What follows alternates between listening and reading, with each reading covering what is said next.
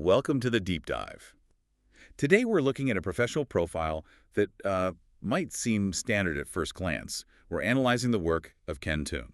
Right, focusing on his leadership role in something often overlooked, higher education auxiliary services. Exactly. Auxiliary enterprises. Yeah. Things like dining halls, campus stores.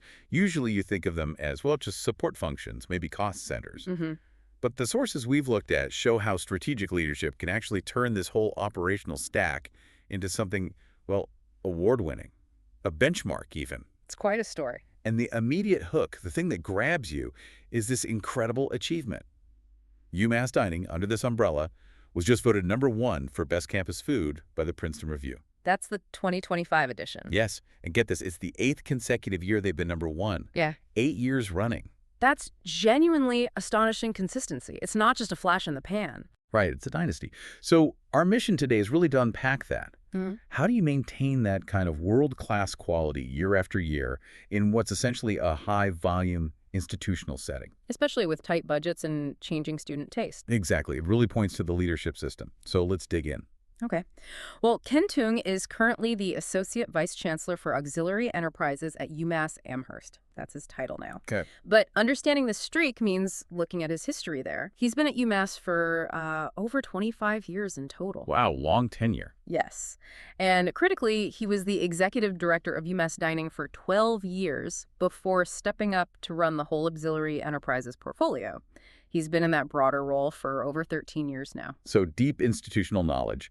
He built the dining success, then expanded his scope. Precisely. That long view matters. And look at his top skills listed: operations management, strategic planning, and public speaking. That combo is interesting, not just running things day to day. No, it's the mix. He needs to manage complex operations, sure, but also think strategically long-term and be the face of it, advocating for it. An executive skill set. Okay, let's start with that complexity. Yeah. You said auxiliary enterprises. We know it's dining, but what else actually falls under that umbrella he oversees? Because it sounds like it's much bigger than just meals. Oh, it's significantly bigger. Think of it like running a small town's commercial district, but inside a university. Okay. So yes, UMass Dining is core. That includes both the big residential dining halls and the smaller retail spots across campus. Standard campus stuff, right? But then it gets much broader. It also includes conference services. Booking events, spaces. Exactly. The entire campus center complex, Hotel UMass. Wait, a hotel? A real operating hotel? A full-service commercial hotel, yes, on campus. Okay, that's a different beast entirely. It is. And add to that the UMass store, so retail management, and the University of Massachusetts Club, which is actually located in Boston. An exclusive club in Boston, managed from Amherst. That's part of the portfolio. Plus, operational oversight for the UMass Mount Ida campus. Mount Ida, okay. So multiple locations too. Yeah. This one's key. The UMass Trademark and Licensing Administration. And that's for the entire UMass system, not just Amherst. Oh, okay. Licensing for the whole system. That's huge.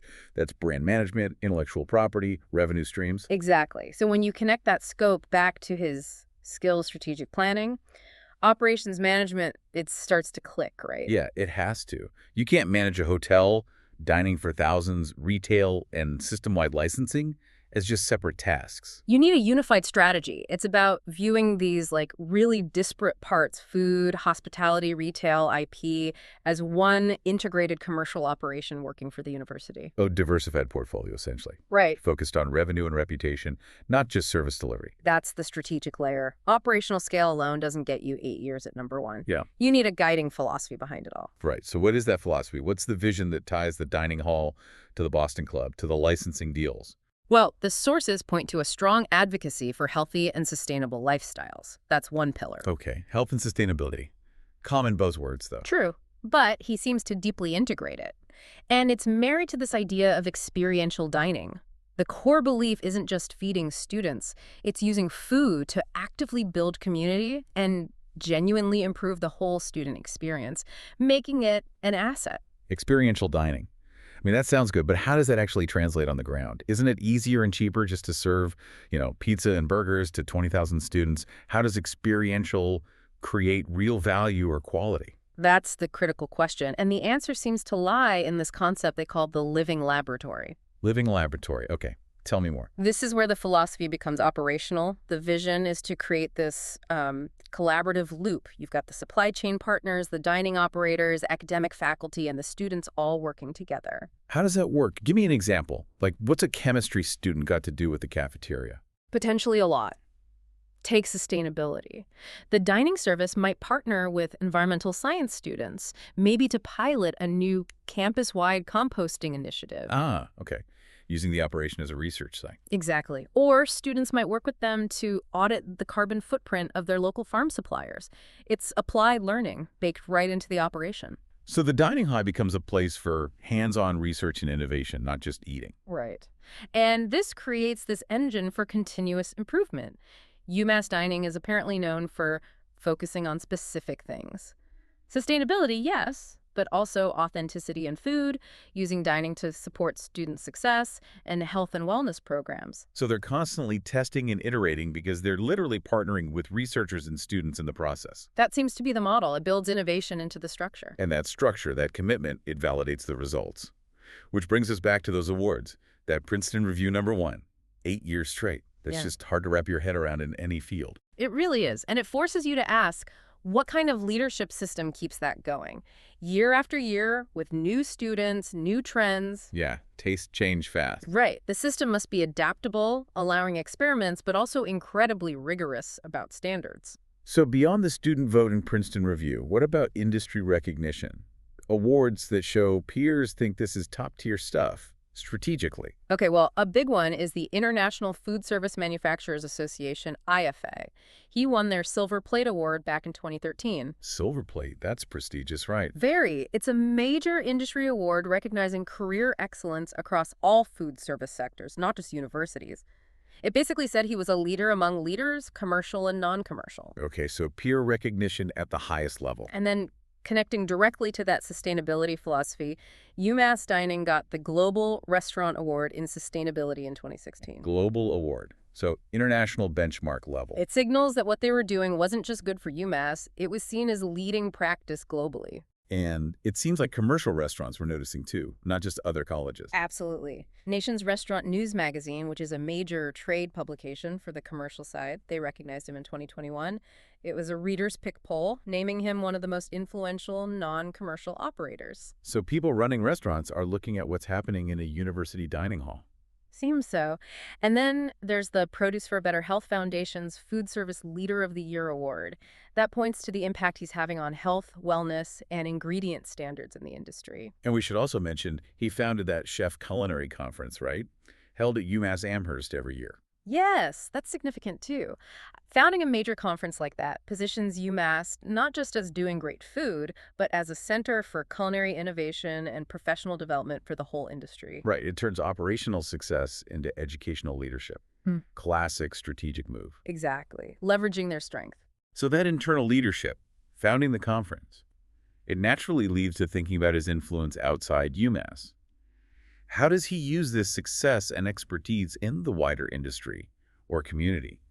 Are there affiliations that suggest policy influence? There are. He's a member of the Sustainable Business Leadership Council at the Harvard School of Public Health. Harvard School of Public Health. Okay, that's a serious policy table. Right. It puts him in conversations about how large institutions, through their food systems, impact public health, sustainability goals, climate change. Big picture stuff. Definitely. He's also a longtime member of the Culinary Institute of America, the CIA. The cooking school powerhouse. Yeah. That connection keeps UMass plugged into top-tier culinary standards and presumably allows UMass's practices to influence future chefs. It's a two-way street. And looking back, he also chaired the IMA's College and University Food Service Leadership Council. Yes, showing leadership specifically among his peers in higher ed. And importantly, he was on the board of the Amherst Survival Center. Ah, the local community connection. Food security, outreach. It suggests the focus on community and sustainability isn't just institutional strategy, but personal commitment too. That external engagement makes a lot more sense when you look at his educational background. You mentioned strategic planning. Yes. He holds an MBA from the Eisenberg School of Management right there at UMass Amherst. And the focus? Marketing and strategy. Crucially. Okay, an MBA in strategy. And wasn't there something about honors? Yes, Beta Gamma Sigma, which is the top international honor society for business programs. So it signals real academic rigor in his strategic training. So this isn't just about having managed dining halls for years. He has the formal analytical toolkit from a top-tier MBA program. Exactly. That strategic foundation is likely what allows him to see the connections, how licensing revenue might support dining innovation, how hotel marketing ties into the university brand. The marketing background probably helps translate the operational quality into those rankings year after year, too, knowing how to tell the story. Very likely. And we should also note his undergrad, a Bachelor of Business Administration from Acadia University in Nova Scotia, and his languages, English obviously, and professional working Chinese listed on his profile. Chinese. Okay, in today's world, managing global supply chains for an operation that size, that's a tangible asset. Absolutely. It fits the picture of sophisticated, globally aware operational management. So yeah, the formula seems clear. Rigorous strategy from the MBA, plus decades of deep operational experience, all guided by that clear vision. It's a powerful combination. So wrapping this up, what's the main takeaway for you, our listener? Ken Toong's profile really gives us a blueprint. It shows how you can combine, high-level strategic planning, that rigorous MBA thinking, with relentless hands-on operational management. And anchoring it all in a clear philosophy, that living laboratory idea, the focus on sustainability and community. Right. And that is how you take something often seen as just a support service and turn it into a nationally celebrated benchmark for an entire industry. And I think the broader implication here is really important. It shows that these support functions, they don't have to be just cost centers or necessary background noise. When led strategically, like we see with UMass Dining and auxiliary enterprises, they can become incredibly powerful drivers of the institution's reputation. They can significantly enhance student life. They become real assets. A total shift in perspective. They move from liability to asset on the balance sheet, metaphorically speaking. Exactly. Okay, so here's a final thought for you to take away and maybe mull over. Think about your own organization. What's the most overlooked, maybe mundane support function there? The service everyone just takes for granted. Now ask yourself, what single foundational principle, something like that living laboratory idea or maybe sustainability as strategy, could you apply to transform that function? Could you turn it into an award-winning service that actively boosts your organization's reputation? Makes you think, doesn't it? Food for thought indeed.